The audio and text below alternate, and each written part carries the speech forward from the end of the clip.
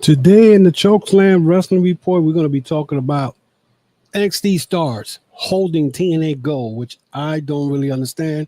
Why is this happening? And I'm going to have my thoughts on that. Also, Gabe Kidd out of the G1 after the Takeshita war he had in the first, his first match of the tournament. He's out, so he won't be in the tournament. Also, as you see on my screen, Hulk Hogan passed away at the age of 71, but a lot of people are disrespecting his legacy.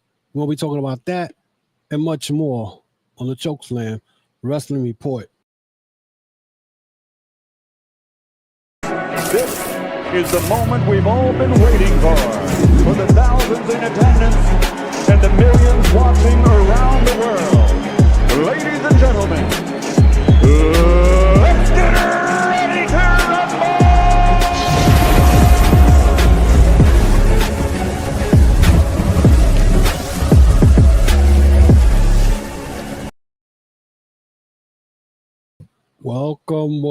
Welcome to another episode of the Chokeslam Wrestling Report. It has been a busy week in the wrestling world. We are live in YouTube, so if you guys have not subscribed to the channel for the latest updates and stories behind the scene in the wrestling world and whatnot. So let's start off what I've been seeing since the beginning of last year, pretty much, or matter of fact, the beginning of this year, is WWE and TNA partnership that's been going on and whatnot. And what I'm seeing, it's not a good thing. TNA right now, the only reason I think they teamed up with WWE is because they know nobody's watching that without them. And I'm about to say this, and a lot of people may not agree with this and whatnot, but in reality, if WWE was not working with TNA right now, TNA right now will not be doing well. Nobody will care to watch it. Same thing with NXT. Okay, nobody will be watching that if they I'm sure their viewership will not be as high as they are now. But WWE did the smart thing, and that was to team up with TNA. Now, as we saw TNA's Slammiversary last Sunday, we saw two main titles get switched to NXT wrestler. Trick Williams ended up beating Joe Henry and Santana to retain the TNA Impact World title. Then, to make matters a little worse, we saw Masha Slamovich lose the Knockouts title to Jassy Jane, whatever her name is, the NXT champion. So now she's walking around as a double champion. And I know I'm not crazy, but what I've been seeing lately is TNA right now getting disrespected. WWE is making TNA look weak. And I say that because let's start off with Jordynne Grace. Jordynne Grace decided to go to the Rumble a couple of years ago with the Knockouts title around her waist, and that was the start of a TNA negotiation with WWE, a partnership. But she left TNA, and what has she been doing? She's been catching pinfalls to a woman who showed up at the Rumble and showed you what she's made of. And I'm not a big Jordynne Grace fan, but it is sad that this woman dominated TNA for so many years. And now, if you look at it, she's in NXT doing what? The same thing could be said about Trick Williams. Trick Williams, if you really think about it, nobody was really feeling him when he was a babyface. And right now he's making noise. I'm not going to deny that. He's making noise. But the fact that he went and took the TNA belt from Joe Henry, which Joe Henry should have never won that belt to begin with. And you put him in a three-way and he still comes out victorious and whatnot. And to make matters worse, the one thing I noticed, there was an individual who kept popping up during this show was Carlos Silva. What the hell is Carlos Silva doing on TV screen? For what I'm hearing, I don't know if it's true or not, but what I'm hearing, this guy was put there by Nick Khan. And this is why, in a way, I think TNA has been bought by WWE. They're not just not letting you guys know. Because why in the world would TNA allow WWE to put, they already have Trick Williams as their world champion. Why would they allow Masha Slamovich to lose the belt to Jace Jane, whatever her name is, and become the first NXT to have a double champion, TNA and the NXT championship? Who is benefiting from all this? Not WWE. WWE is not going to, it doesn't benefit for the fact because they don't need TNA. TNA needs them more than they need them. For the simple fact, WWE, NXT is just it's like a rookie stage, supposedly to them in their eyes. If you never did anything in WWE, you do anything outside of WWE, you're nobody. You know what I'm saying? That's the way they look at everything. So in reality, is NXT, even if they're not doing well, they're still WWE's still going to make money regardless. TNA, they're the ones suffering. I mean, they made a big shit about them getting 7,000 people in I think UBS Arena, and people already started putting math together. Oh, Snyderversary did better than AEW Grand Slam. No, they didn't. Okay, and I tell you this because I went to AEW Grand Slam and whatnot, and Alta Ass Stadium, and they put 20,000 in there. But then again, that's Alta Ass Stadium and the UBS Arena. I went for my birthday in 2022 or 2021, one of those years, or 2022, and there must have been like 15, 17,000 fans in UBS Arena. So for people to start 7,000, come on, they just did 3,000 more than the year they did before in Montreal. And when I think Snyderversary in Montreal last year was 4,000 people. TNA right now is getting embarrassed by WWE. You know what I'm saying? However you put this. You know what I'm saying? And if you think about it, you know what I'm saying? Then TNA is not benefiting from this. Having a guy that's not signed by TNA is in NXT having your world title. You know what I'm saying? How come people are not complaining about that? But they did complain. I mean, I was one of the people complaining about it when the AEW title was not shown on TV for 7 months. You know what I'm saying? Which is worse. I think not showing the belt for 7 months is worse. But you got, WWE's doing the same thing that AEW was pointing at as far as, oh, Kenny Omega has the TNA belt and it's not being shown on TV on TNA. WWE's doing the same thing. The only difference is they're using with NXT guys. You remember that Kenny Omega situation? Until Christian beat him for the TNA World Title, and then Christian lost it and TNA and whatnot. That this is what the problem. This is what the bitching and moaning about when TNA didn't have the belt because Kenny Omega had it. So now the WWE's doing it. I don't hear complaints. I'm not hearing complaints. You know, the fact that you had a woman, never seen this JC Jane. I don't know her background. I don't know where she came from. But the fact that you have the NXT Women's Champion beating Masha Slamovich, if I'm saying her name correctly, a woman who's been in the ring with men in GCW, death matches, the whole nine, to make her look stupid and lose the belt to a JC Jane. Who the fuck is that, to be honest with you? You know what I'm saying? Because it looks like all these NXT girls, they all look alike. All of them look alike. I try to watch Impact this week, and I think they had NXT girls. I can't watch that shit. I can't even watch NXT. OPC from Circle of Debate, I told he was doing his watch along on Thursday night, and I hit him up. I said, I can't watch this. This looks like NXT. TNA looks like NXT. It's sad. It's really sad, however you put it, but it's very sad because at the end of the day, you know, WWE is taking advantage and making TNA look weak. Do I feel bad about it? Nope. Because they still trying to be the number 2 promotion in the world. You had that chance years ago, especially when Hogan and Bishop was in charge of Impact or TNA wrestling back then. You know, you had the Dixie Carters who messed that shit up. You got rid of Scott D'Amore and whatnot, and now you got this clown Carlos Silva, who, from my understanding, that he was put in by Nick Khan. He was all over the place at the TNA Slammiversary with stupid hat and his glasses. You know what I'm saying? This is these guys, these monkey suits, I call them, that don't know nothing about the business, is going around and showing up in wrestling events. And I got to ask myself this question: why are you there raising hands of these wrestlers? You're a clown, bro. You're a clown. The end of that.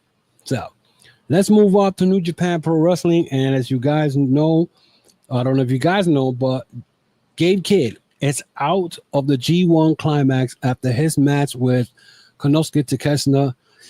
Apparently, he got a knee injury, and now the fate of the IWGP global title is now in question. Is he gonna be able to get healed before this tournament is over and he has to defend that belt, or he's going to have to forfeit the belt? You know, he talked about he's gonna come back. He's gonna come back better, a better version of Gabe Kidd. And in a way, I'm saying good thing that Gabe Kidd did not win the trios AEW titles on All In, and I knew he was going to win it because he had this tournament coming up, and now, he's out. He's out. So now that the whole G1 Climax tournament is now up for grabs for anybody. Now, according to what I'm seeing here, who are the favorites to win the G1 Climax 35? Yoda Sushi. And this is one guy that I said that I see him as the favorite of winning this whole tournament. Currently leading the block with 8 points on block A. He's showing present form, and he is in prime position to advance. Somebody predicted him to reach the finals and potentially win the entire tournament. I said this when I mentioned it a couple of weeks ago about the G1 Climax and what do I see who's going to win that. The way I'm looking at it right now, that's what it looks like. Evil, of course, currently tied for second in the A block, standing with 6 points. While his style can be frustrating, Evil is a former G1 winner and a consistent threat. I don't remember Evil winning the G1 ever, so I don't know what they're talking about here. Bolton Oleg, another guy who has impressed me, also tied for second. He beat Takeshita, beat for the never open weight title. That's the belt he has around his weight. For the A block, he has 6 points. He has surprisingly strong showing last year and continued to impress according to the last word on sports. Yuya Onimura, though not currently leading, Yuya Onimura is having a strong tournament, also tied with 6 points. He's considered a rising star, could pull off an upset. Hiroshi Tanahashi, I don't know why the hell he's still in this tournament, honestly. And to me, it's like, it's crazy because at the end of the day, this guy is about to retire. You know what I'm saying? He's like the John Cena of New Japan Pro Wrestling. Though possibly on his last rodeo, according to Sport Illustrated, knows he recently secured a crucial win against David Finlay and is fueled by the desire to secure his 100 G1 victory, never count out the ace, which is true. On the B block, we got Ren Narita tied for the lead in the B block with 8 points. Narita's having a very strong tournament and could be poised for a breakup performance. He's part of the House of Torture. Yoshihashi, this is very interesting. This guy, every year he does the G1, he doesn't do well, and he's currently tied at the top on the B block, standing with 8 points. He's in strong position, advanced to the playoffs, and consider his impressive run. Drilla Maloney from the War Dogs, currently tied for second in the B block with 6 points. He's been on the roll since his promotion to heavyweight, could make a big impact in his debut G1. And Konosuke Takeshita, the guy who I feel it might be coming out of the B block, tied for second in the B block at 6 points, having secured a New Japan contract and impressive in past tournaments. According to Voice of Wrestling, points out that Takeshita has proven himself as a formidable competitor in the G1. Listen, Takeshita is the guy right now that you got to watch because he's been incredible this year. It's been his year. At one point, he had the AEW international title plus the never open weight title all at the same time. So that is a very present. As far as like I said, Gabe Kidd out of the G1 after his wrestling match against Takeshita. Now again, we're gonna see what's gonna happen with the IWGP Global title. Is he gonna have to forfeit? Because I mean, still time for him to get better and maybe defend the belt down the line. But if he's not better by the time this tournament is over, and he's gonna have to defend the belt, he's gonna get stripped.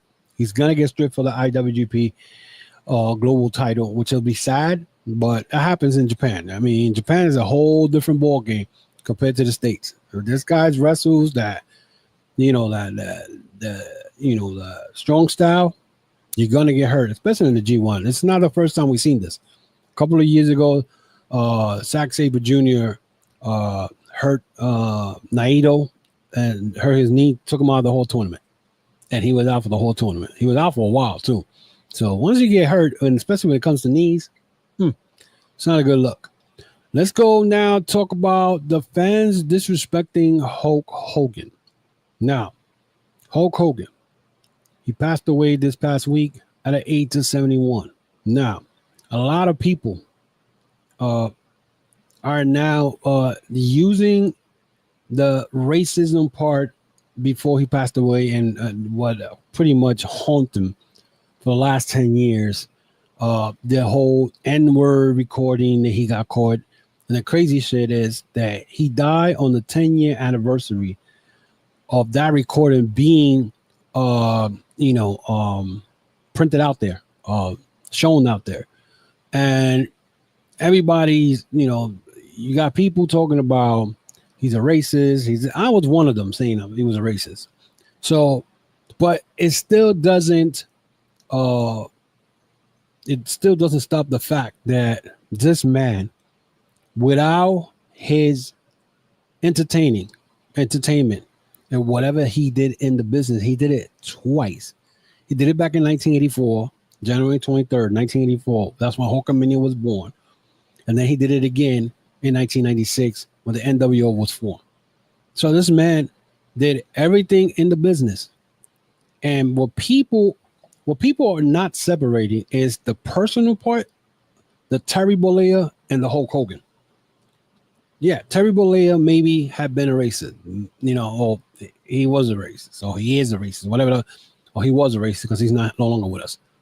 And what he did behind the scenes and the stories of doing politics behind the scenes, trying to say that Undertaker tried to hurt him in a match as Survivor Series 91, when he just didn't want to lose the belt to Undertaker, which he ended up losing it, and then the belt got forfeit, put in the tournament where Flair won it in the Royal Rumble 92. To the fact that he had control, created control of his contract. He decided how he was going to lose, who he was going to lose to. He had that behind the scene. There were other stories that came after he retired. A lot of wrestlers didn't like him. But especially Bret Hart. Bret Hart did not like him. Bret Hart had beef. I think it was a legit beef because supposedly the plan was in 93 was for Hogan to be Yokozuna, and then Hogan and Bret Hart will wrestle each other, but then he changed his mind. And that's where the hate part came from Bret Hart. But the man did a lot for the business. And let's put it this way.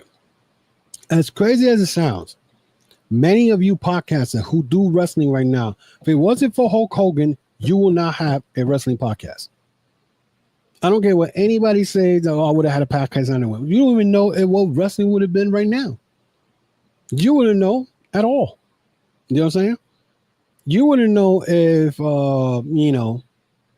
if wrestling will be doing the money it's making now. You don't know if AEW would have been around, the CMLLs. I mean, CMLL's been 90 years or whatever the case may be.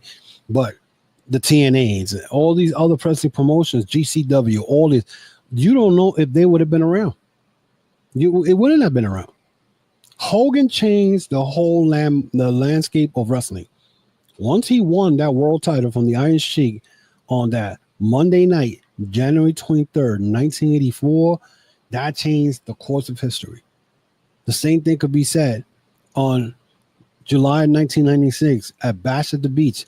Him turning heel and creating that NWO faction and his Voodoo Child entrance that made it even worse as far as a heel, or not as worse, but it was great because he was a heel, but made it more impactful. None of this would have been happening. The Attitude Era would have never happened either. Now, a lot of people would say, no, that's not true, because we have Stone Cold. The Attitude Era would have never happened. If the NWO would have never been formed, the Attitude Era wasn't going to happen. If you want to debate me on that, let's debate. Because at the end of the day, that's the facts. The Attitude Era would have never happened. The NWO would have never happened. All because of Hogan. Now, separate Hulk Hogan, the entertainer, and the man who was on top of the business to the man outside the business. That whole thing that happened to him in 2015 with using the N-word and what he said about his daughter and she was dating a black man, all this nonsense, and the whole Gooker thing and him having sex with his best friend's wife. All this, you know what I'm saying, tarnish him as a person, not his legacy.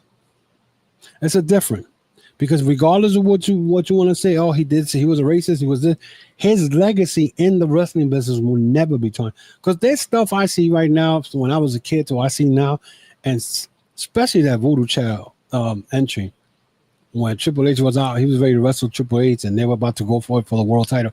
Him coming out with the air guitar thing he used to do back then, and NW, that's dope. You can't change that. You know what I'm saying? A lot of people want to use the part, oh, he was a racist. Yes, he was a racist. Yes, he said something about that black people. Yes, who doesn't do it? I mean, think about it.